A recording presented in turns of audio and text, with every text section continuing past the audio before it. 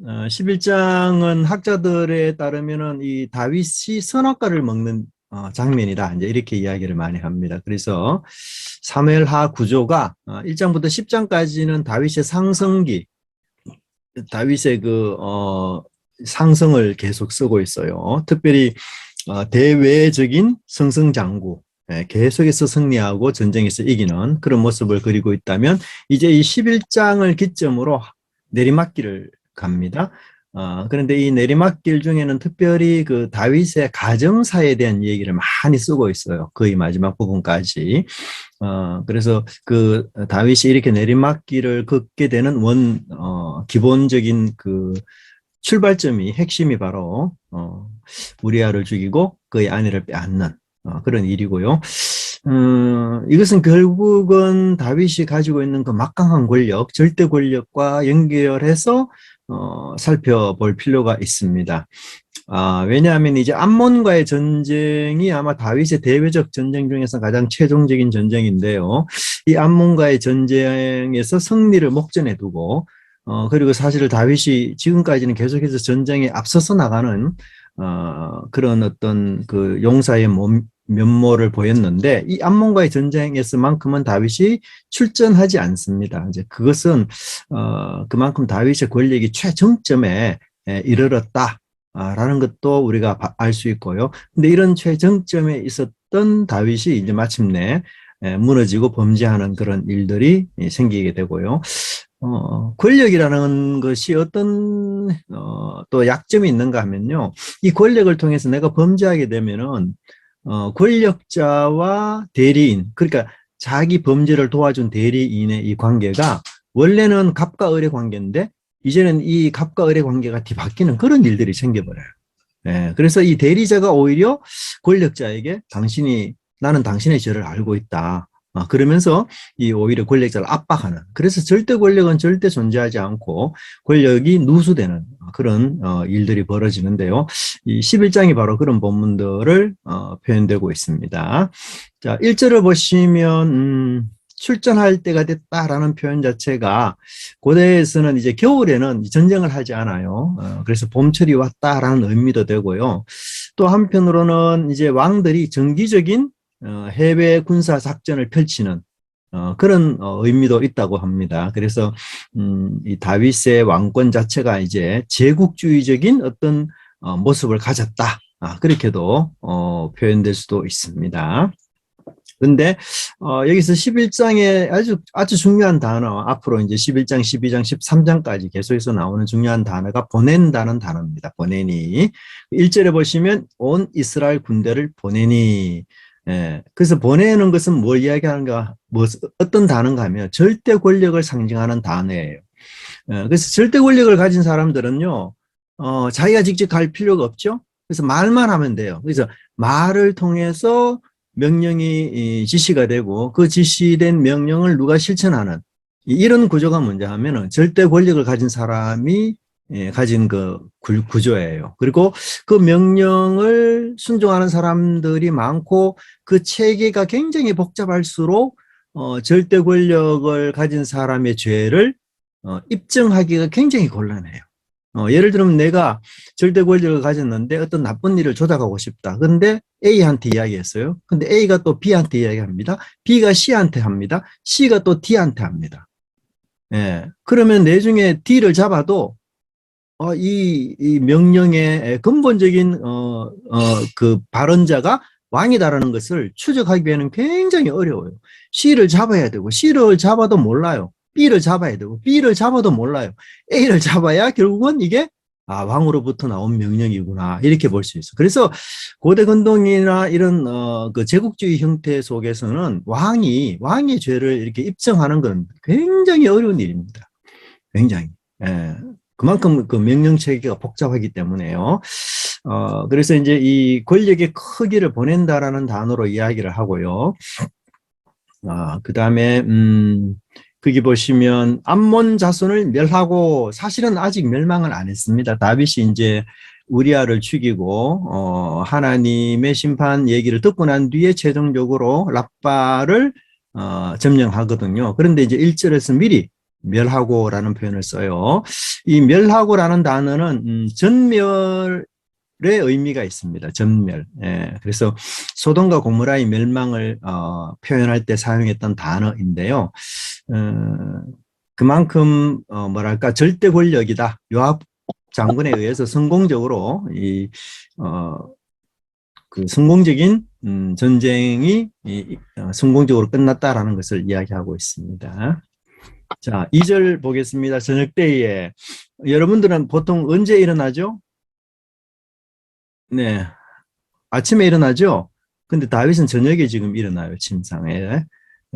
그래서 아마도 그 낮잠을 자거나 혹은 뭐 밤늦게까지 놀거나 이렇게 해서 유흥을 즐기는 그런 다윗의 모습. 그래서 절대 권력에 취한 자만한 또 왕으로서의 의무와 임무를 잊어버린 이런 모습을 볼 수 있어요. 그 다음에 왕궁 옥상을 거느렸는데 어떻게 한 여인이 목욕하는 것을 볼 수 있을까요? 이 여인이 목욕하는 것을 뭐 이렇게 노골적으로 뭐 이렇게 드러낼 수는 없는 거 아니에요. 목욕은 아주 은밀하고 그런 건데 굉장히 개인적이었어. 근데 이제 우리가 이제 여러분들이 혹시 반지의 제왕이나 이런 영화를 보면은 다윗이 그 예루살렘 성을 정복한 뒤에 그 예루살렘을 전체적으로 계단식으로 만들었어요. 이렇게 계단식으로. 예, 그래서 최고 높은 곳은 왕이 있는 곳이고 이 그 사는 곳의 높이가 사회적 지위를 뜻해요. 그래서 그 왕 바로 밑에는 영의정, 좌의정, 우의정 이런 사람들이 살고 또 그 바로 밑에는 넘버 투, 그 바로 밑에는 넘버 쓰리. 그래서 제일 아래에는 일반 평민들이 살죠. 그래서 전쟁이 일어나서 그 성벽이 무너지면 제일 먼저 피해를 보는 사람이 평민들이에요. 그리고 왕은 항상 꼭대기에 있기 때문에 빨리 다른 길로 도망갈 수가 있거든요. 그래서 그런 구조를 갖고 있고요. 그래서 옥상에서 이렇게 보면은 사실 이렇게 다 보이죠. 왜냐하면 오늘날처럼 우리가 이제 뭐 몇 평, 몇 평 이렇게 해서 큰 평수를 우리가 가지고 있지만 이때만 하더라도 그런 평수가 없고요. 그 바로바로 이웃집이 바로바로 이렇게 조금만 보면은 다 보이는 이런 구조가 있고요. 그리고 이제 그 이스라엘의 집 구조 자체가 부엌 쪽에는 환기구가 있어가지고 이렇게 하늘이 뚫려 있어요. 예, 그쪽으로 환기가 되도록. 그렇기 때문에 저녁 때 목욕하는 그런 일상의 목욕을 자연스럽게 이제 볼 수가 있는 거죠. 자, 근데 그러면 이 목욕이 어떤 목욕인가? 1년에 한 번씩 하는 뭐 때밀이 목욕인가? 아니면 운동을 많이 해서 땀이 나서 하는 샤워 정도인가? 예, 그게 이제 그 사절에 보면 나옵니다. 여자가 그 부정함을 깨끗하게 하였다.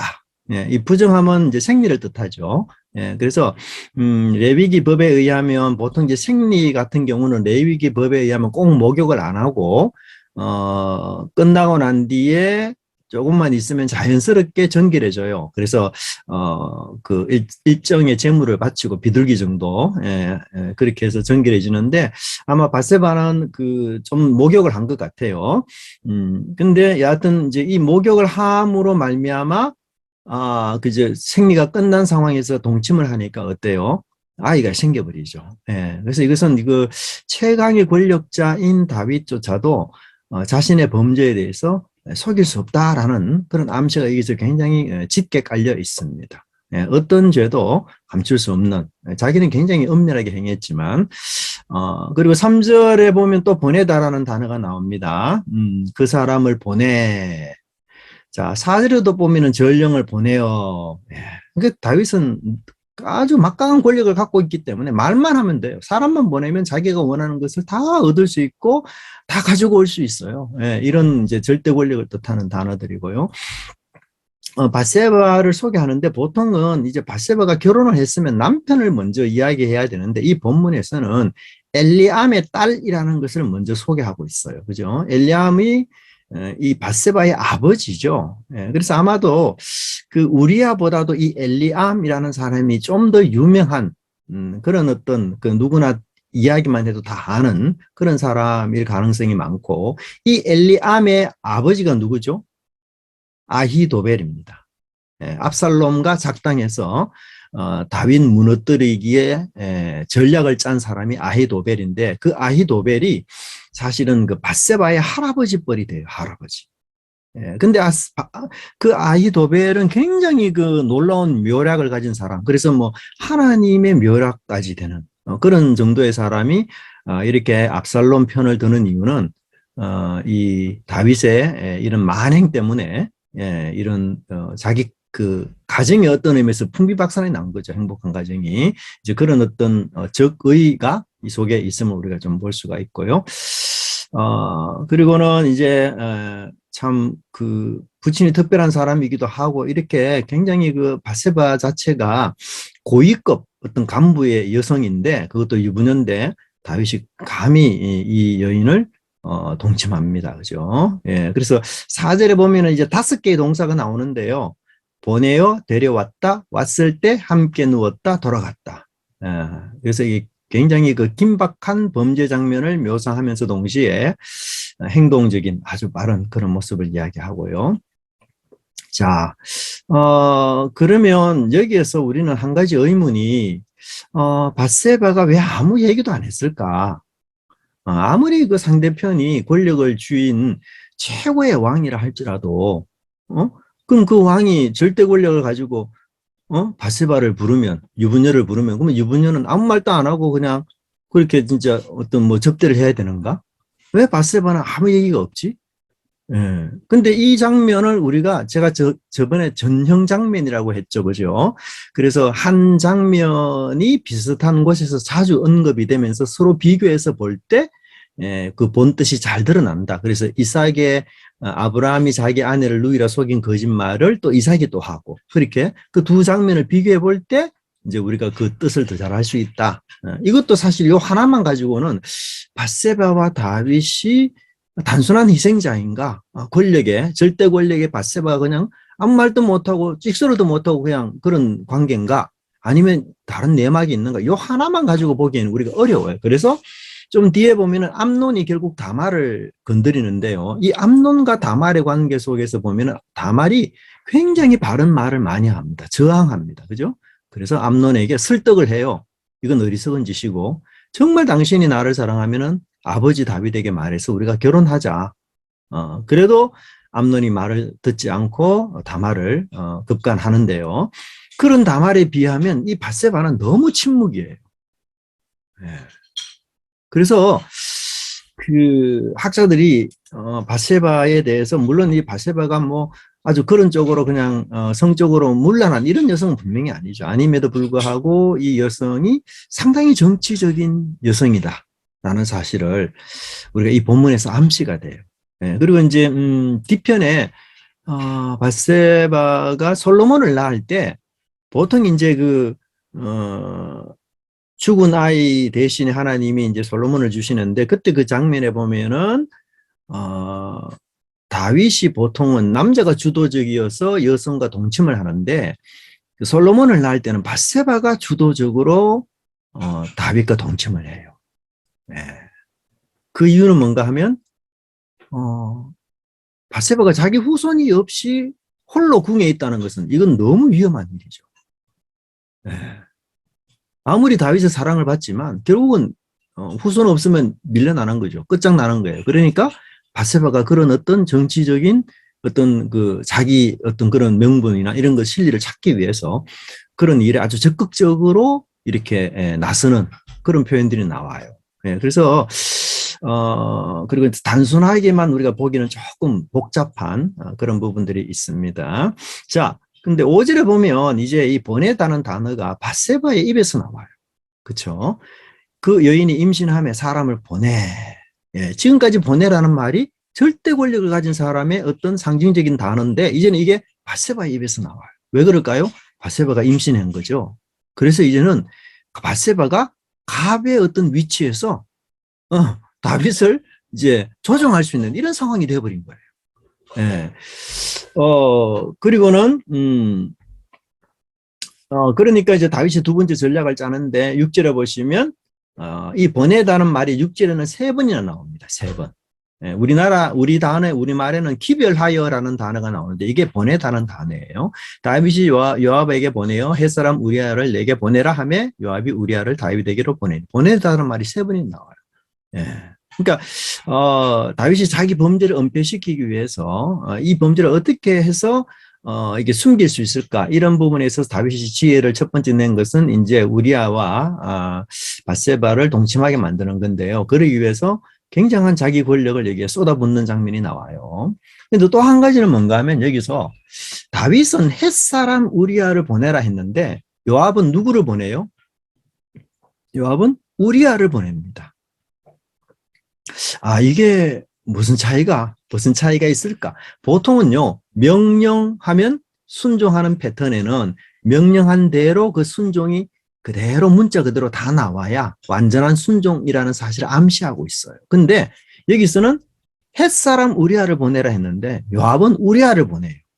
이 말은 뭔가 하면 앞으로 다윗의 명령이 100% 순종 안 될 것이다라는 것을 암시하고 있어요. 그래서 실제로 다윗이 그 우리아를 죽이기 위해서 요압에게 편지를 써서 보내는데 그 편지 내용이 뭐예요? 우리아를 최전선에 놔두고 다른 군사들은 물려라, 뒤로 후퇴하게 만들어서 우리아만 죽게 하라 이런 얘기를 하잖아요. 근데 요압이 실제로 그 명령을 그대로 순종합니까? 아니에요. 순종 안 해요. 그래서 우리아만 죽을 뿐만 아니라 다윗의 군사까지 죽어요. 거기 나오는 다윗의 군사라는 표현은 이 다윗의 용병 부대인데요. 다윗이 굉장히 아끼는 부대 사람들이에요. 특수부대 사람들입니다. 그래서 다윗도 편지에 다윗의 군사들은 빼라, 우리아만 죽이라 이렇게 이야기하거든요. 근데 왜 그러면 요압이 그 명령을 어기고 다윗의 군사들과 함께 그 전쟁에서 죽도록 했을까요? 그 이유는 여러분들이 만약에 요압의 입장에 대해 보십시오.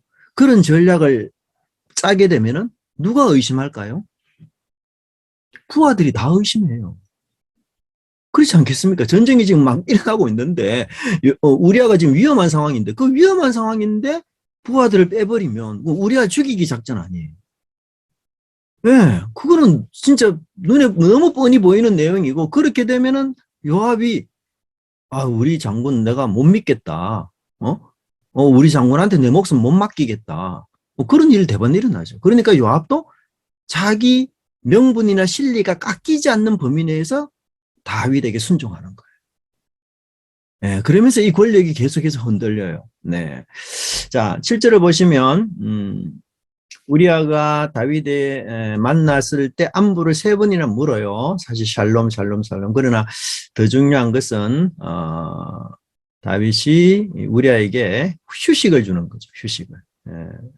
근데 이제 발을 씻으라는 말 자체가 이제 성관계를 암시하는 라고 말하지만 뭐 그럴 수도 있겠지만 근거는 조금 불충분합니다. 사실 발이라는 말이 남성 성기의 우회적인 표현은 있어요. 그러나 발을 씻는다는 것은 보통 이제 이스라엘의 그 삶이 이제 샌들 속에서 흙먼지가 있기 때문에 그래서 먼지를 떨어내는 습관으로 볼 수는 있어요. 그러나 우리아는 분명히 이 발을 씻으라는 말 자체가 내 집으로 내려가서 발을 씻으라는 말 자체를 우리아는 어떻게 이해했는가 하면 11장 11절을 보시면 내 집으로 가서 먹고 마시고 내 처와 같이 자리이까 이렇게 이해를 했어요. 우리아는. 그 다윗의 말을 우리아는 그렇게 이해를 했어요. 근데 여기서도 보십시오. 우리아는 순종하지 않아요. 보십시오. 계속해서 지금 다윗의 명령이 100% 순종이 안 돼요. 그리고 8절에 보면 우리아가 왕궁에서 나가매 우리아의 대답이 안 나와요. 보통은 이제 내 집으로 내려가서 발을 씻으라 하니 하면은 뭐가 나와야 되는 거면 우리아가 왕에게 순종하기로 하다. 이러고는 이제 뒤편에 나와야 되는데 그 말도 나오지 않습니다. 그렇게 함으로써 우리는 우리아가 불순종하겠구나. 이걸 우리가 예측할 수 있어요. 그리고 말 그대로 9절에 우리아가 집으로 내려가지 않습니다. 명령에 불복종하는 거죠. 그러니까 다시 이제 다윗이 우리아를 부릅니다. 근데 굉장히 사적인 질문을 해요. 10절에 보십시오. 내 집으로 내려가지 아니하였느냐. 왕이 너무 이 사적인 질문에 집요해요. 그렇잖아. 우리아가 자기 아내와 잠자리를 하도록 굉장히 많이 압력하고 그것에 대해 또 관심이 많아요. 근데 여러분, 이스라엘의 성전일 경우는요, 남자들은 금욕 생활을 해야 됩니다. 예. 아시죠? 남자들이 금욕 생활을 해야 돼요. 그래서 전쟁하는 중에 남자들이 땅에 쓸정을 한다든지 이럴 경우는요, 바깥에 나가서 하루를 기다렸다가 다시 들어와야 돼요. 예. 그래서 금욕은 이스라엘 성전에서 기준이에요. 그래서 우리가 이제 고대 근동에서 이제 이방 민족들이 정복 전쟁할 때에는 막 그 여자들을 급탈하고 이런 게 뭐 너무 당연하지 않아요? 근데 이스라엘은 그런 일이 있을 수가 없어요. 성전일 경우에는. 이게 불가능합니다. 그 전쟁 자체가 부정하게지기 때문에. 예. 그래서 대소변까지도 진 밖에서 하도록 이렇게 엄단하고 있기 때문에, 그래서 이 우리아에게 다윗이 내리는 이 명령 자체는 율법까지도 어기게 만드는 굉장히 위험한 그런 표현이고 알 수가 있어요. 그래서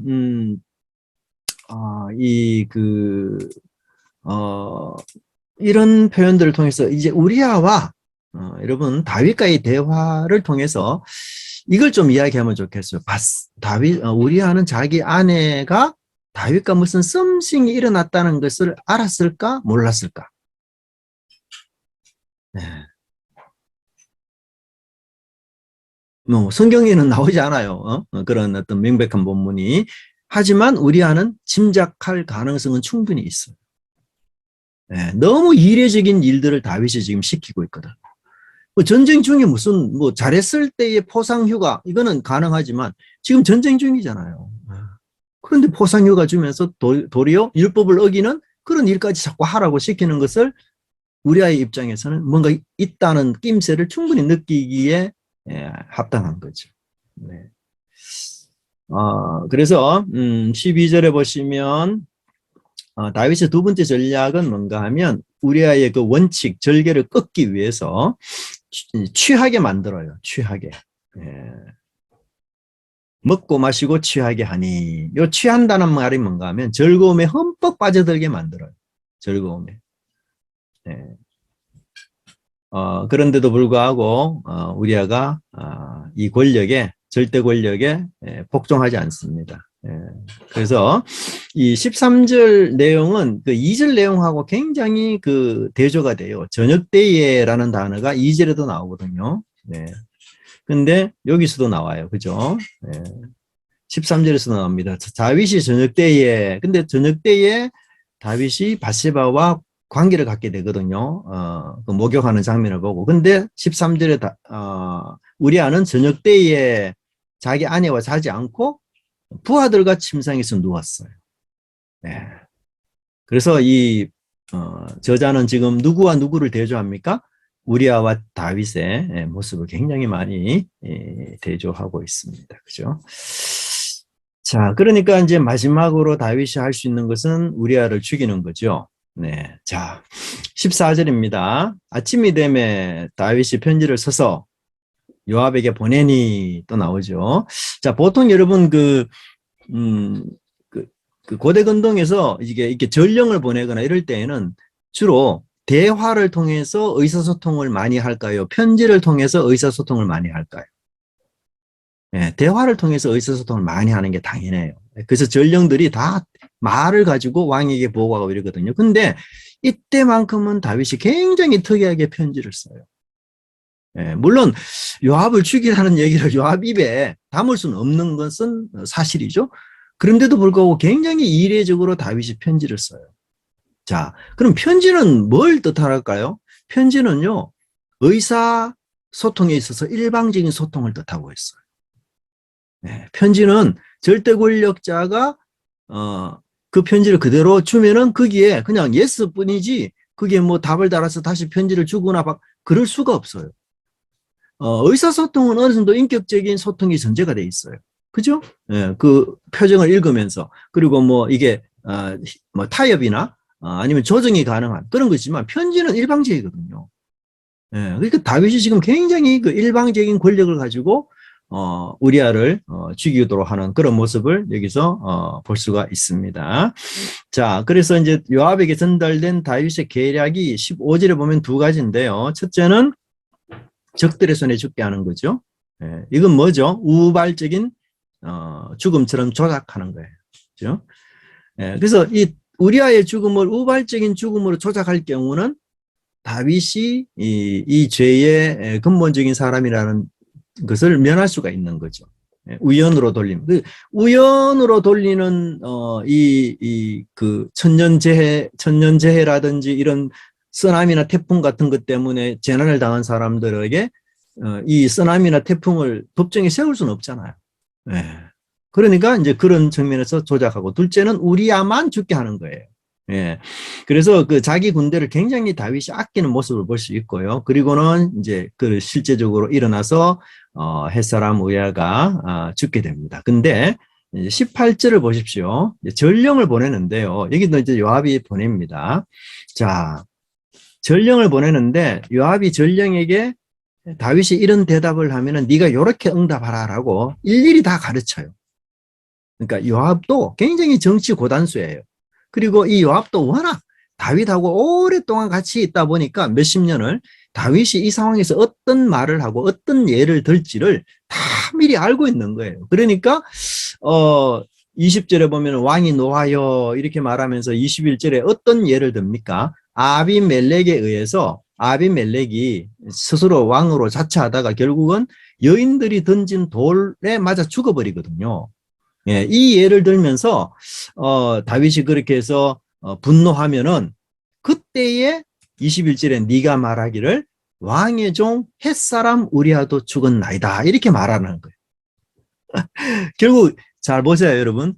요압이 지금 작전을 짜는 것은 뭔가 하면 전쟁 중에 다윗의 군사들이 죽었습니다. 그렇게 보고하면 다윗이 막 화가 날 거라는 거죠. 근데 마지막에 다윗이 화를 낼 때에 이 전령이 마지막으로 던지는 말이 뭔가 하면 그런데 우리아의 햇사람 우리아도 죽었습니다. 왜 요압이 이렇게 이중적으로 말하도록 할까요? 이유는?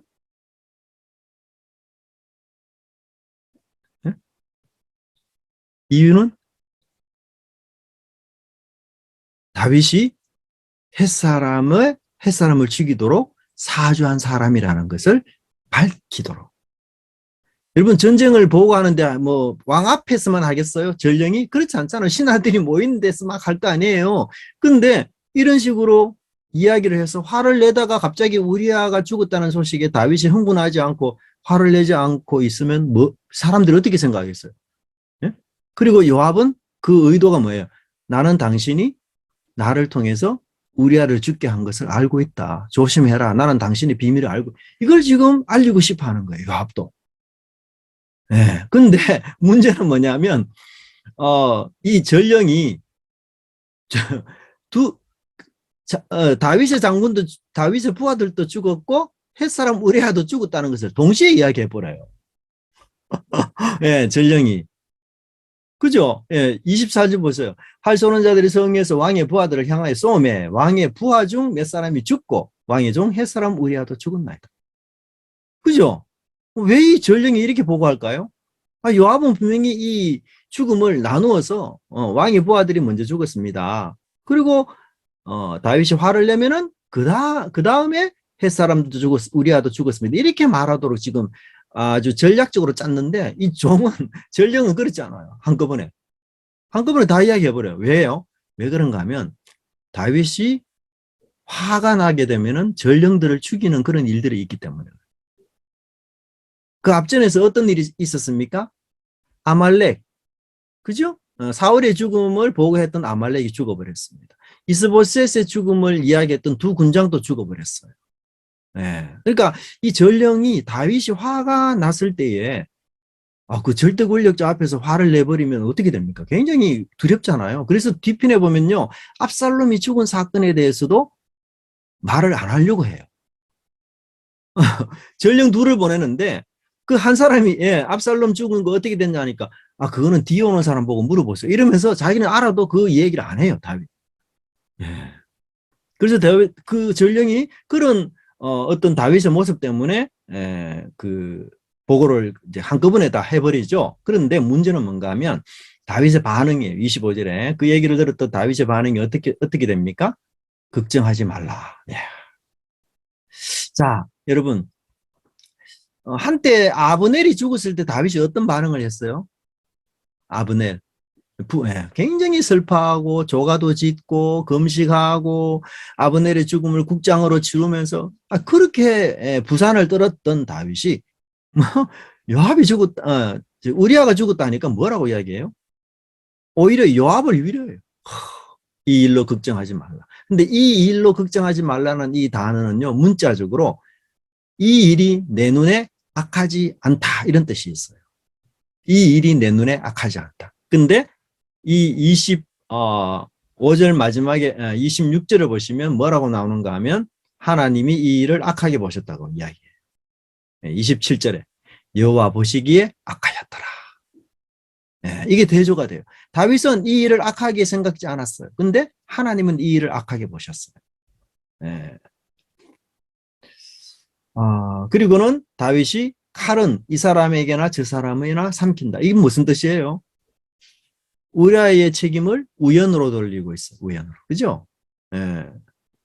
조작하는 거예요. 우리아의 죽음을. 면피하기 위해서.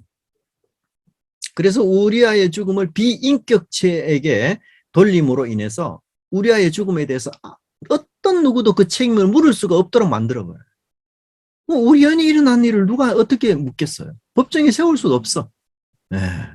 그래서 자기는 완전 범죄로 된 것 같으나 사실은 그렇지 않아요. 하나님이 악하게 보셔. 자, 26절에는 그 아내의 반응이 나옵니다. 자기 남편을 위해서 소리내어 우니라. 자, 그러면 성경에 나오는 모든 아내가 자기 남편이 죽었을 때 다 소리내어 울었다라는 이런 표현이 계속 나오는가? 그렇지 않아요. 이게 전형 장면이에요. 그러니까 나발이 죽었을 때 아비가일이 울었을까요? 안 울었을까요? 울었다는 얘기가 없어요. 나발이 죽었을 때. 왜 그럴까요? 나발은 진작에 죽어야 될 사람이 이제 죽었으니까. 예? 나발은 바보 같은 사람, 미련한 사람 아니에요. 진작에 죽을 사람이 이제 죽었으니까 뭐 아비가일이 울 필요가 없는 거죠. 근데 여기서는 바세바가 울어요. 왜요? 남편이 의로운 자였고, 예. 다윗에 의해서 죽었다는 사실을 잘 모를까? 여하튼, 참, 애매모호해요. 근데 여하튼, 남편이 자신보다도 훨씬 더 의롭다는 것은, 아비가일이, 바세바가 인정한 것 같아요. 그래서 울었던 것 같아요. 네. 남편한테 미안하기도 하고, 그렇지 않겠어요? 그래서 참 뭐 이 세상에서 우리가 이제 순수하고 순진하고 또 하나님의 뜻을 잘 따르는 사람은 이렇게 참 뭐랄까요, 그 악인의 괴계에 의해서 그냥 목숨이 너무 그 무용하게 죽어버리고, 또 그렇지 않는 사람들은 이렇게 남아있는 이런 참 불공평하고도 또 좀 모순적인 이런 어떤 모습들, 사실 우리가 좀 만나기도 하고 또 내가 당하기도 하고 내가 또 가해자가 될 수도 있고 뭐 그럴 수 있는데요. 하여튼 이런 사건 속에서 결국 그 우리아의 죽음이 묻힐 뻔하지만 하나님에 의해서 공의롭게 다시 한번 이게 심판이 된다는 것을 우리가 알 필요가 있습니다. 자, 나단도 비유 나오는 12장을 보시면 여기도 보낸다는 단어가 또 나와요. 여호와께서 나단을 다윗에게 보내시니. 그죠? 그래서 이제 하나님의 전능한 통제권을 여기서 보여주고 있어요. 자, 그러면서 사실은 계속 보낸다는 단어가 바세바도 우리아도 요압도 보내는 이런 주체로 등장했는데요. 하나님께서 이제 보내는 주체자로 등장하면서 이스라엘의 참된 왕이 누구인지를 여기서 설명하고 있고요. 여기 이제 이 비유 자체는 나단이 아마도 이런 비유를 통해서 왕에게 지혜를 가르치고 이런 일들이 있었던 것 같아요. 그래서 비유를 통해서 이야기하는데 가난한 사람의 그 한 마리 작은 어린 양과 그 다음에 이 부자의 많은 재산이 대조가 돼요. 왜 그런가 하면 첫째는 이 암양을 대가를 지불하고 자기 것으로 샀어요. 가난한 사람은. 근데 아마 부자는 그런 표현이 없어요. 그래서 상속받을 가능성이 많았습니다. 두 번째는 암양을 어린 딸처럼 키웠습니다. 여기에 먹고 마시고 누워 잤다 이런 표현이 나오잖아요. 예. 근데 이 먹고 마시고 누워 잤다는 말은 누가 한 말인가 하면요. 우리아가 한 말이에요. 내가 내 집으로 내려가서 먹고 마시고 내 처와 어떻게 자리일까? 그쵸? 우리아가 한 말. 그 말을 여기서 다 나와요. 먹고 자고 누워 자고. 예. 그래서 굉장한 친밀함을 강조하고 있어요. 딸과 같았다. 예, 그래서 가난한 사람에게 암양은 굉장히 인격적인 친밀한 관계로 나타나고 있다면 그 부자는 우발적 재산을 습득했기 때문에 이 부자의 악행이 단순한 절도 수준을 넘어서서 반인륜적인 것임을 여기서 이야기하고 있고요. 세 번째 보시면 그에게는 딸과 같았다라는 단어가 나오는데 이 딸이 뭔가 하면 언약의 딸을 의미하는 밧세바를 연상시키는 단어예요. 굉장히 의도적이에요. 이 표현이. 그래서 이런 비유 같으면 다윗은 부자잖아요. 다윗은 사실 뭐 아내들을 하나님이 다 주신 거지. 그죠? 자기가 뭐 그렇게 사랑해서 그런 게 아니거든요. 예. 4절에 보시면 이제 환대가 나옵니다. 생명부지의 나그네에게 사실은 이스라엘에게 잠자리와 음식을 제공하는 것이 고대 근동이 중요한 덕목이고요. 치안이 불안했기 때문에 아주 중요한 덕목이었습니다. 근데 그 나그네를 위해서 사실은 부자가 어린 가난한 자의 암양을 잡아주겠다라는 말은 참 이게 도를 넘는 그런 것이고요. 이제 이렇게도 볼 수 있어요. 자, 나그네를 대접하는 것은 공동체 전체가 해야 될 의무예요. 그런데 가난한 자의 암양을 지켜주는 것은 이웃에 대한 덕목이에요. 의무예요. 자, 그러면 공동체 전체의 의무가 더하냐 아니면 이웃에 대한 의무가 더하냐. 여기는 이웃에 대한 의무를 훨씬 더 귀하게 봐요. 네. 이웃에 대한 의무를 해치면서까지 그 인류 공동체에 대한 의무를 해치면서까지 사는 것은 성경에서 원하지 않는 것임을 이야기하고 있습니다. 자, 이 이야기를 들었던 다윗이 어떻게 말합니까? 두 가지 판결을 내리는데 죽어 마땅하다. 그 다음에 6절에는 4배를 갚아줘야 된다. 근데 여러분 율법으로 보면 이런 사람 죽일 수 있어요? 네, 못 죽여요. 율법에는 뭐 이렇게 암양 한 마리 강탈해서 없앴다고 그 사람 죽이는 그거 아니에요. 그래서 이 죽어 마땅하다라는 말은 선고라기보다는 이 다윗의 분노의 감정, 문자적인 선고는 아닙니다. 분노의 감정으로 볼 수 있고요. 양 한 마리 절도했을 때의 4배로 갚는 것은 원래 출애굽기 22장에 나오는 율법의 명시대로예요. 근데 놀랍게도 다윗 역시 4아들이 죽습니다. 그래서 우리아를 죽인 대가로 다윗도 4아들이 죽는데 첫째는 누가 죽어요? 밧세바에서 난 첫째 아들이 죽어버리죠. 둘째는 암논, 셋째는 압살롬, 넷째는 아도니아. 이렇게 4명이 다 죽어요, 사실은. 자, 그리고는 그 판결의 의도가 불쌍히 여기지 않았다. 그래서 단순 절도, 재산 손괴 그런 정도가 아니라는 거죠. 네, 7절에 보면 나단이 비로소 당신이 그 사람이다. 네, 그렇게 설명을 하고요. 그래서 하나님께서 9절과 10절에 보시면 중요한 말이 이 죄는 하나님을 업신여기는 거다. 그렇게 설명하고 있어요. 가장 중요한 거는. 그래서 우리아를 죽인 일, 밧세바와 관계를 가진 일들이 결국은 그 가정을 뭐 어렵게 만들고 사실 인간적인 측면에서 그 사람에게 미안한 일이지만 궁극적으로는 하나님을 무시하고 업신여기는 일이다. 그렇게 해서 칼이 집을 떠나지 않을 것이다. 다윗이 칼을 운운했는데요. 칼은 이 사람이나 저 사람을 칠 수 있다. 이렇게 이야기했는데 결국은 그 칼이 다윗에게로 돌아가고요. 9절과 10절에 보면 우리아의 아내를 빼앗았다. 그렇게 표현하고 있어요. 그래서 2번이나 그렇게 표현되고 있는 것을 볼 수 있고요. 그래서 하나님의 심판이 이제 11절, 12절에 보면 두 부분으로 나누어지는데 첫째는 다윗의 생애 동안 닥칠 재앙. 그래서 집안으로부터 특별히 이 재앙들이 닥칩니다. 권력의 피비린내 나는 다툼이 일어나고요. 두 번째는 남의 아내를 강제로 취한 이 사건에 대한 심판이 다윗의 첩이 그런 일들을 당하는 압살롬에 의해서 이제 이게 이루어지죠.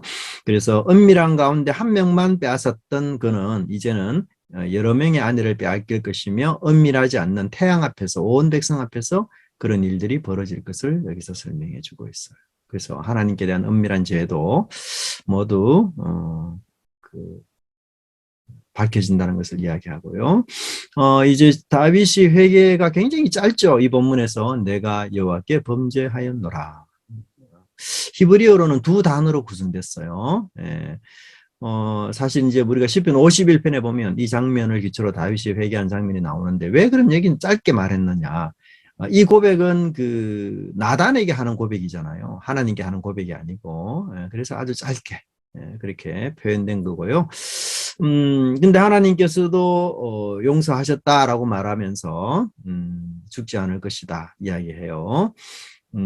근데 이제 14절에 나오는 여호와의 원수라는 말을 우리는 보통 이제 사탄으로 많이 보는데 그런 뜻이 아니고 유대인들이 그 하나님을 굉장히 모독할 때에는요, 여호와의 원수라는 단어를 써버려요.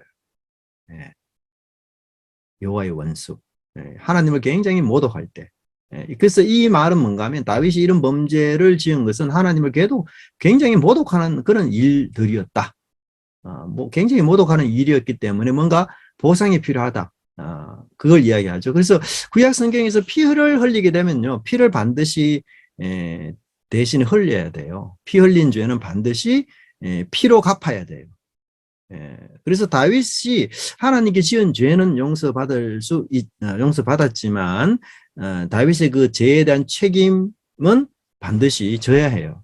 그래서 이 다윗 대신에 아이가 낳은 자가 반드시 죽는다라고 이야기를 합니다. 네. 14절 당신이 낳은 아이가 죽을 것이다. 그리고 이제 우리가 본문을 보시면 이 본문에 아이가 죽는 장면이 유난히 길게 묘사되어 있어요. 그리고 이제 14절에 나단은 아이가 반드시 죽는다라고 말했는데 실제로 아이는 7일 동안 앓다가 죽어요. 근데 왜 그러면 저자가 이 아이의 죽음의 장면에 대해서 이렇게 많은 지면을 하려 하는가? 그 이유는 뭔가 하면 아이가 죽는 동안에 다윗의 어떤 행동을 취했는가 일주일 동안. 그게 여기에 초점이에요. 그래서 15절을 보시면 우리아의 아내가, 여기도 아직 우리아의 아내로 나오죠. 하나님의 심판치다 라는 말, 하나님의 심판이고요. 그 다음에 심히 알았다는 말은 보통 이제 불치병을 이야기할 때 이런 표현을 써요. 불치병. 그 다음에 다윗이 하나님께 간구합니다. 5개의 동사가 나오고요. 여기 이제 밤새도록 땅에 엎드렸다 이 말은 맨 땅에 누워 생활했다는 뜻이에요. 맨 땅에. 네. 왜 그럴까요? 결국 내가 죽어야 되는데 내 대신 이 아이가 죽는 거죠. 그래서 그 아이가 겪는 고통, 그 고통에 다윗이 함께 동참하고 싶은 그런 마음이 이 속에 묻어 있는 것을 볼 수가 있습니다. 그러고 난 뒤 아이가 결국은 죽었어요. 자, 그러면 이제 신하들도 생각하듯 아이가 죽었으니까 뭐예요? 다윗이 더 절망할 것이다. 이렇게 보는 게 모든 사람의 한결같은 그 생각 아니에요? 그죠? 우리가 열심히 그 치유와 회복을 위해서 기도했는데 결국 죽어버렸다. 그럼 얼마나 그 마음이 아플까요? 그리고 하나님께 더 매달린 만큼 더 아마 하나님께 실망을 느낄 수도 있는 거예요. 근데 다윗이 굉장히 놀랍게 이 9개의 동사가 20절에 나와요. 일어나 몸을 씻고 기름을 바르고 의복을 갈아입고 여호와의 전을 경배하고 그 다음에 음식을 차리러 먹었다. 왜 9개의 동사가 지금 연속적으로 나와요? 행동적인 표현이 굉장히 많죠. 그죠? 왜 그럴까요? 네. 그 이유는 뭔가 하면 이 아이의 죽음이 결국은 다윗의 용서에 대한 완성을 암시하고 있어요. 네. 그래서 다윗이 여호와의 집에 들어가서 경배했다라고 말하죠. 경배. 네. 결국은 아이가 죽어야만 다윗의 그 피에 대한 피 흘림에 대한 값이 사라지거든요. 근데 그 아이가 죽음으로써 다윗이 피 흘린 죄값을 다 용서받았다. 이런 의미가 이 속에 있는 거예요. 근데 그 말을 노골적으로 다윗이 할 수가 없잖아요. 그러니까 21절과 23절에서 신하들에게 혹시 하나님의 아이를 살려주실지도 모른다라는 것으로 기도했다. 근데 이거는 아이를 살려주게 되면 다윗의 죄는 사함받지 못한다는 뜻이기 때문에 상당히 이제 우려가 되는 표현이긴 해요. 네. 그러나 이제 속내를 말할 수 없기 때문에 이 신하들을 진정시키고 안정시키기 위해서 이렇게 볼 수 있고요. 두 번째는 신앙이라는 것은 산 자를 위한 것이다. 그래서 기도는 죽은 사람이 아니고 산 사람을 위해서 해야 된다. 자, 그 다음에 24절에 보면 이제 처음으로 다윗의 아내로 표현이 되고요. 밧세바가. 그 다음에 들어간다라는 이 표현 있죠. 그에게로 들어가, 그에게 들어가. 이 들어간다는 말은 남자가 여자의 몸속으로 들어간다 이런 뜻입니다. 들어가. 굉장히 성적인 단어예요. 그와 동침함에 여기 그가 누군가 하면 밧세바입니다. 밧세바. 그래서 밧세바가 이 남편과의 관계를 굉장히 적극적으로 지금 하고 있는 것을 볼 수 있어요. 그리고는 솔로몬을 낳았고요. 자, 이제 25절의 마지막으로 또 보내라는 말이 나오는데요. 그 솔로몬의 이름을 하나님은 여디디야, 하나님께 사랑을 받는 자다, 여호와께 그렇게 썼는데 이상하게 이 여디디야라는 이름이 솔로몬에게 자주 사용이 안 돼요. 그렇잖아요. 여러분 성경 보세요. 열왕기하 뭐 다 솔로몬이라는 이름 쓰지 여디디야 안 쓰잖아요. 이 딱 한 번 나오고 안 나와요. 사실은 이 여디디야라는 이상하죠. 하나님이 붙여준 이름을 더 많이 써야 되는데 어떻게 솔로몬이라는 이름이 더 많이 나오느냐? 그것은 어떤 의도가 있는가 하면요. 그 다윗의 이름, 다윗도 어떤 뜻이 있는가 하면 사랑받는 자라는 뜻이 있어요. 다윗도 사랑받는 자. 그러니까 여디디야라는 말은 다윗이라는 이름의 개정판이에요. 개정판. 굉장히 유사해요. 그러니까 후계자, 다윗의 후계자 싸움에 이 단어가 나오게 되면은 암논이나 압살롬이나 넘버 1, 2, 3 이런 애들이 가만히 놔둘까? 솔로몬은? 그렇지 않죠. 그래서 의도적으로 정치적인 그런 어떤 모습 때문에 이 밧세바는 솔로몬을 여디디야로 부르는 것을 경계했던 것을 우리가 볼 수가 있습니다.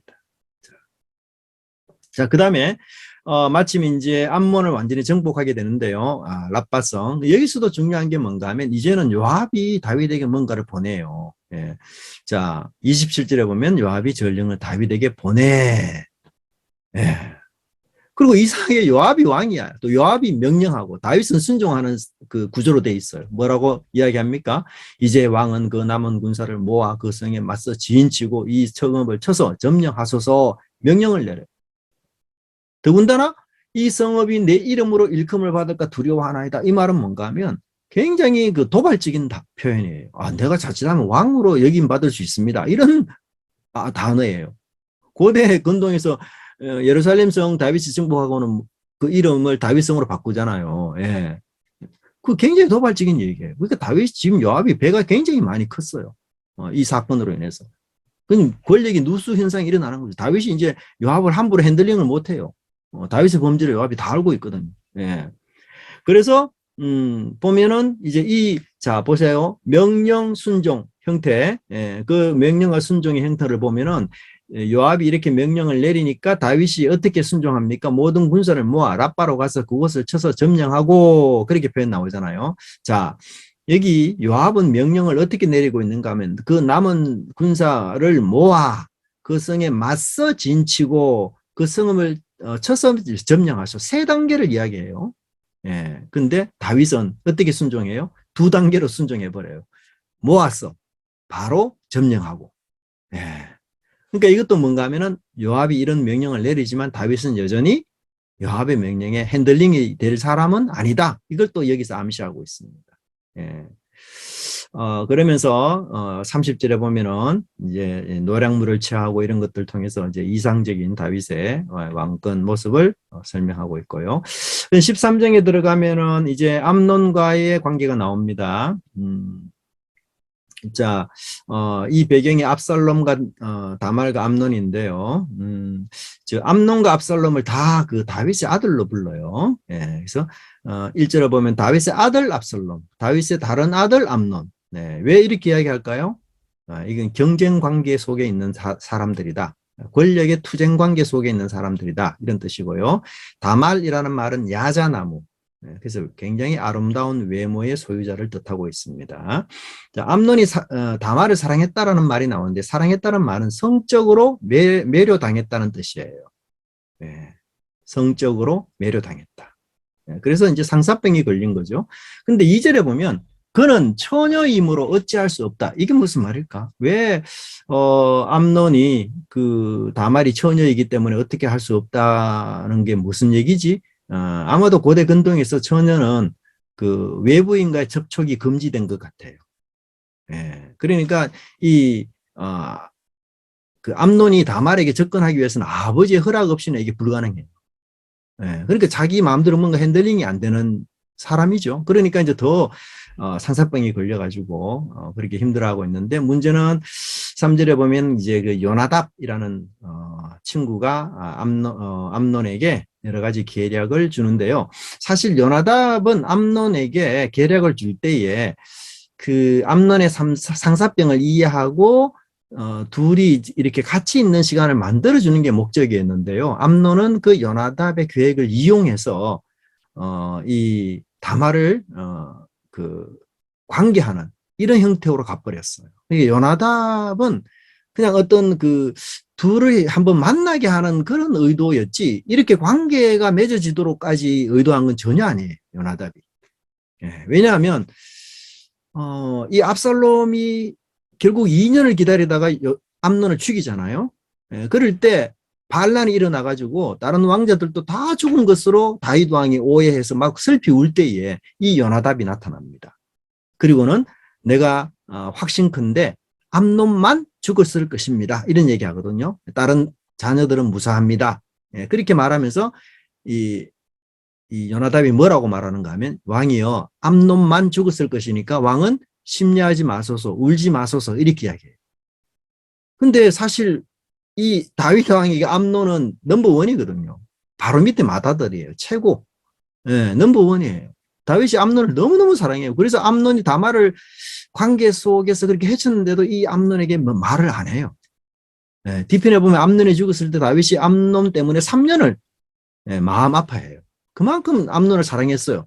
근데 여러분 그 요나답이 암논이 죽었으니까 왕이여 울지 마소서라는 것은 요나답 입장에서 이 암논은 악인으로 죽었다는 의도예요.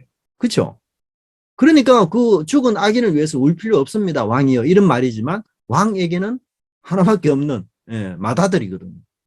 그러니까 울지 않을 수가 없는 거예요. 그러니까 이 요나답이 다말과의 관계를 그 하도록 이렇게 다 조작한 건 아니고요. 만나도록만 한 것을 가지고 암논이 다시 악용해가지고 그것을 다말과 관계를 일으키는 장면까지 나가게 됩니다. 자, 그리고 여기서 보시면 이제 누이 다말을 사랑한다라고 말하고 5절에 보시면 병근치 하다가 아버지가 오거든 이제 이런 말을 넣어주는데요. 자, 여기도 중요한 건 뭔가 하면 너는 그에게 말하기를 원컨대 내 누이 다말이 와서 내게 떡을 먹이되 내가 보는 데서 떡을 차려 그 손으로 먹여주게 하소서 이런 얘기를 하잖아요. 사실 굉장히 좀 지나친 느낌이 있죠. 예. 근데 내가 보는 데서 떡을 차리라 이 말은 뭔가 하면요. 다말과 함께 있는 시간을 최대한 늘리기 위한 방법이에요. 보통 요리를 집에서 해오면 그죠? 그냥 암논에게 갖다 주면 끝. 그죠? 그리고 뭐 먹여달라 하면 그냥 먹여주는 끝이죠. 근데 그게 아니고 집에서 요리를 해오는 게 아니고 암논의 집에 와서 음식을 만들도록 하는 것은 최대한 시간을 많이 확보하도록 하도록 의도예요. 예. 자, 그렇게 조언을 따라서 암논이 6절에 보시면 이제 아버지에게 이야기합니다. 내 누이 6절 다말이 와서 내가 보는 데서 과자 2개를 만들어 보는 데서 만들어 달라 하죠. 그의 손으로 내게 먹게 해 주십시오. 근데 여러분 다윗 왕은 뭐라고만 이야기하는 줄 아세요? 다말에게 이르되 내 오라버니, 여기도 오라버니라는 단어를 쓰잖아요. 누이 다말, 오라버니 암논 이런 표현들은 뭘 이야기하는가 하면 이거는 그냥 가족 간의 사귐이다. 가족 간의 선비입니다. 이런 정도로 지금 다 서로 이해하고 있는 거예요. 가족들끼리 좀 아프고 이러면 병수발 들 수 있잖아요. 예. 그 이상의 범주가 아니고 가족끼리의 그런 그런 섬김이고 봉사다. 이런 식의 표현이에요.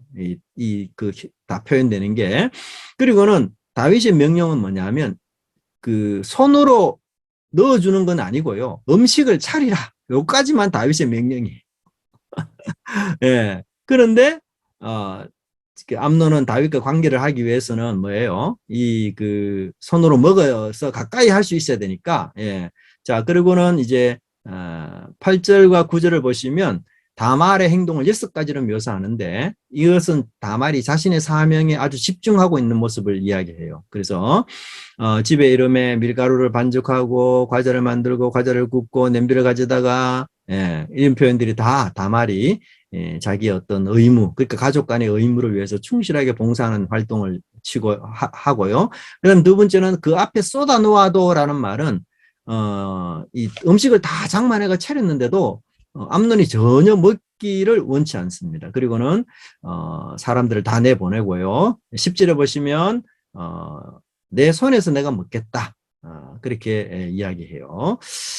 그래서 11절에 그 청을 듣고 하려고 하는데 갑자기 암논이 그를 붙잡고 내 누이여라고 내 누이. 여기서 누이라는 뜻은 뭔가 하면 그 뭐예요? 사랑 연인을 암시해요. 연인. 예, 연인. 이스라엘 사람들은 연인을 누이라고 부르곤 합니다. 그래서 나와 함께라는 것은 이게 성폭력이 아니고 사랑이다. 이런 뜻으로 지금 암논이 포장을 하고 이야기하고 굉장히 부드러운 말로. 근데 이제 여기서 다말이 지금 설득을 합니다. 그래서 설득은 특별한 내 오라버니. 그러니까 이게 나는 지금 가족 간의 병문안의 이유로 왔는데 그러니까 오라버니도 동일한 마음으로 받아주세요. 그 다음에 욕되게 하지 말라라는 것은 이 씻을 수 없는 수치심을 이야기해요. 특별히 이제 경제적 파탄을 의미하는 단어입니다. 경제적 파탄. 고대 근동에서 여인들의 결혼은 경제적으로 굉장히 유용한 의미가 있거든요. 근데 이 여인이 순결을 잃고 결혼을 못하게 되면 경제적 파탄이 와요. 그래서 처녀 결혼의 가장 큰 경제적 자산, 처녀의 결혼이 그런데 그게 아니다라는 뜻이고요. 또 이스라엘에게서 이런 일은 있어서는 안 된다. 이것은 율법 이전에 인륜을 저버리는 행위다. 그렇게 이야기하고요. 그 다음에 이건 어리석은 일입니다. 13절. 그래서 어리석다라는 말은 구약에서 대부분 이제 성적 일탈에 대한 얘기고요.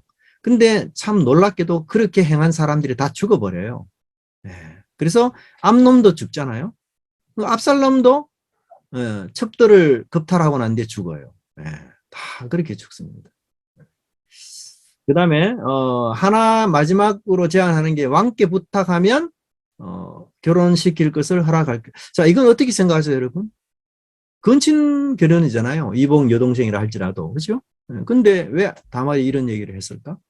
단순히 설득 그 순간을 모면하기 위해서 아마 근친이라 할지라도 그게 잘 지켜지지는 않았을 것 같아요. 이런 위기 상황에서 다말이 전혀 경우 없는 거짓말을 했다면 암논이 그걸 모를 리가 없죠. 네 왜 나한테 거짓말하느냐 이래가지고 다말이 오히려 더 궁지에 몰릴 수도 있는 입장이거든요. 근데 이게 전혀 신빙성이 없는 얘기는 아닌 것 같아요. 다말이 이런 상황에서 진실을 말하고자 하는 이 사람을 최대한 설득해야 되니까 설득은 진실이 아니고선 설득이 안 되는 거죠. 그리고는 행동으로까지도 다말이 한거했습니다. 왜냐하면 힘으로 제압했다 이런 표현이 나오잖아요. 14절에 다말보다 힘이 셈으로. 근데 범한 이후에 아주 큰 증오로 바뀝니다. 재미난 것은 15절에서 사랑이라는 말이 2번 나오고요. 증오라는 말은 4번이나 사용됩니다. 15절에. 그래서 사랑보다도 증오, 이 미움이 2배, 3배나 더 많다는 것을 이야기해요. 근데 여러분, 이게 이해가 됩니까? 그죠? 네. 어떻게 이렇게까지 사랑해서 그냥 상사병이 걸린 사람이 예? 관계를 가져가지고 그 증오가 이렇게 많이 일어날 수 있을까요? 예. 이제 이게 뭔가 하면 첫째는 이 암논이 무지막지한 권력욕을 가졌다는 것을 암시해요. 그래서 자기 마음대로 여자를 함부로 이렇게 관계를 가졌다가도 쉽게 내버리는. 왜냐하면 암논 여러분 한번 생각해 보세요. 암논이 넘버 3 압살롬의 동생이거든요. 그 넘버 3의 동생을 이렇게 쉽게 겁탈하고 쉽게 내보냈다는 얘기는 뭔가 하면 암논의 권력이 막강하다는 것을 알 수 있어요. 막강. 심지어 누구도 저항 못한다. 피해자인 압살롬도 저항하지 못할 정도로 암논의 권력이 굉장히 막강해요. 그러니까 압살롬이 누이를 일단은 침묵하자, 기회를 기다리자, 자칫하다 우리 다 죽는다 이런 얘기까지 하는 이유가 뭔가 하면 암논이 그때 가진 권력 자체가 얼마나 막강한지를 대변해 주는 거예요. 예. 그러니까 네가 계속 그렇게 막 울면서 나가면 모든 사람들 다 알게 되고 동네방네 다 떠들게 되면 암논이 우리를 가만히 두지 않는다. 어떤 거라도 정치적으로 올무를 세울 수 있다. 심지어 아버지도 말하지 않고 있으니까요. 네. 그러니까 이 절대 권력을 가진 사람이 어떤 그 습성이 있는가 하면 진짜 자기 마음대로 해요. 굉장히 기분에, 감정에 몰입되어서. 그리고 두 번째는 뭔가 하면 이 암논에게 이제 다말은 어떤 사람인가 하면은 자기의 죄를 드러내는 사람이에요. 그 암논이 다말을 볼 때마다 저 사람은 내 죄를 알고 있는 사람이구나. 이런 생각이 들지 않겠어요? 그러니까 이 사람하고는 같이 있을 수가 없는 거예요. 내가 그 사람을 포용하지 않는 한은. 그러니까 이 사람이 나의 죄를 고발하는 사람이고 내 죄의 현장을 목격한 사람이니까 이 사람하고는 내가 다시 같이 있으면 안 되는 거예요. 그러니까 이 암논의 어떤 죄의식 때문에 그런 거다. 자, 그래서 성폭력자가 이전에 집착의 대상을 정우하는 이유는 피해자가 언제든지 그를 고발할 수 있기 때문이다. 그래서 여러분 성폭행자는요, 내중에 결국 그 사람 죽여요. 거의 대부분. 왜냐하면 고발할 수 있기 때문에. 그래서 대부분 성폭행과 살인이 같이 일어나는 일들이 많잖아요, 여러분. 그죠? 그래서 그녀의 존재는 그에게 자신의 죄를 상기시키는 역할을 하게 됩니다. 그러니까 그 잠재된 죄의식이 노골적인 증오로 바뀌는 거예요. 16절 보면 다말은 다시 오라버니라고 표현하고 있어요. 우리 본문에 나오지 않지만 다말이 그에게 이르되 옳지 않다. 오라버니 옳지 않습니다. 더 큰 악입니다. 그죠? 굉장히 합리적인 얘기죠. 그런데도 듣지 않습니다. 그리고 난 뒤에 그 암논이 하는 말을 보면요. 이 계집을 이것이라는 표현이 사실은 다말을 이것이라는 표현입니다. 굉장히 하대해요. 다말을 한때는 내 사랑이고 누이고 이렇게 표현했다가 지금은 그를 하대해서 이것이라고 불러요. 그리고 시종에게는 어떻게 표현하고 있는가 하면 제발 내쳐 주세요 이런 식으로 경어를 쓰고 있어요. 완전히 뒤바뀌었어요. 시종에게 하대해야 되고 다말에게는 경어를 써야 되는데 지금 이 암논이 너무 화가 나니까 다말에게는 이것이라는 표현을 쓰고 시종에게는 부디 내쳐 주세요라는 식으로 쓰고 있습니다. 그래서 다시 여기는 이제 보내라라는 표현이 나오고요. 18절에 보면 하인이 그나마 인격적인 사람이에요. 그를 끌어내고 사실 암논은 내치라 이렇게 했거든요. 내치라. 근데 하인은 그녀를 데리고 나왔어요. 곱게. 그러니까 암논은 지금 시종보다도 못한 존재인 거죠. 그리고 채색 옷은 아마도 처녀 공주들이 외출 수 있는 특별한 의복인데요. 그 찢는 것은 이제 그 신분이 박탈됐다는 것을 암시하고요. 죄를 머리에 손을 머리에 대고 크게 우는 것은 스스로의 죽음, 사회적 죽음을 애도하고 있는 겁니다. 그래서 여러분 그 궁에서 이렇게 이 다말이 울면서 나왔을 때 모든 사람들의 이목이 집중되지 않았겠어요? 왜 우지? 다말이 지금 이렇게 우는 건 뭘 이야기하는가 하면요. 공개적으로 나를 도와달라는 암시가 이 속에 있어요. 이렇게 울게 될 때에 나는 암논하고 싸우겠다, 저항하겠다 이런 의도가 있거든요. 내 죄를 나의 이 억울함을 누군가가 풀어달라 이런 의미에서 지금 사실 피켓 들고 나오는 거예요, 사실은. 그죠? 보통 여인들이 이렇게 행동하기가 쉽지 않잖아요. 우리가 이제 이 성 피해자들이 대부분 숨기잖아요, 사실을. 그렇죠? 근데 이 다말은 지금 그게 아니에요. 다 드러내버려요, 울면서까지. 그럼 뭐예요? 암논의 무지막지한 이 성폭력에 대해서 딱 지금 고발 조치하는 거죠. 근데 압살롬이 뭐라고 말합니까? 20절에 내 오라버니 암논 함께 있느냐 잠잠하라 이러네요. 잠잠하라. 그렇죠? 여기 있는데 우리 원어에는요. 내 오라버니 아미논이라고 나와요. 아미논. 암논이 아니고 아미논. 아마 암논의 별칭 같아요. 별명 아미논. 근데 이 아미논이 뭔 뜻인가 하면요. 신실하다는 뜻이에요. 네. 신실하기는 뭐가 신실해요? 의도적으로 비꼬는 투예요, 사실. 네. 암논이 왜냐하면 아멘이라는 어근에서 나왔어요. 아멘. 예. 그리고는 압살롬이 어떻게 묻습니까? 너와 함께 있었느냐 이렇게 묻죠. 예, 다말을 굉장히 배려하는 질문이에요, 사실은. 예, 그죠? 예. 그리고는 내 오라버니이기 때문에 공개적으로 집안 전체에 화를 가져오기 때문에 재갈을 물립니다. 예. 그래서 다말은 저항했지만 압살롬은 다말에게 침묵을 강요했어요. 근데 이게 이제 이를 덮으려는 의도보다는 아직은 압살롬이 암논을 대적할 정치적 힘이 전혀 없습니다. 예, 넘버 3잖아요. 압살롬이 넘버 1이 암논이고요. 그 가운데 아들이 하나 있어요. 예, 넘버 2. 근데 이 친구는 성경에 한 번만 기록되고 거의 나오지 않아요. 그래서 아마도 일찍 죽었거나 정치에 관심 없거나 아마 그런 사람의 가능성이 많고 그다음 넘버 3가 압살롬이에요. 예, 그러니까 압살롬이 넘버 1이 되기 위해서는 암논이 죽어야 돼요. 사실은. 네, 그래서 압살롬에게는 오히려 이 암논이 이런 비행이 좋은 빌미가 사실 또 되는 이런 측면도 없지 않아 있습니다. 사실은. 예, 근데 왕은 뭐 듣고 노하기만 하고요. 그 이유는 이제 그 암논을 사랑했기 때문에. 예, 사랑했기 때문에. 그래서 이제 압살롬 후에 복수의 칼날을 갑니다. 네. 자, 여기까지만 할게요.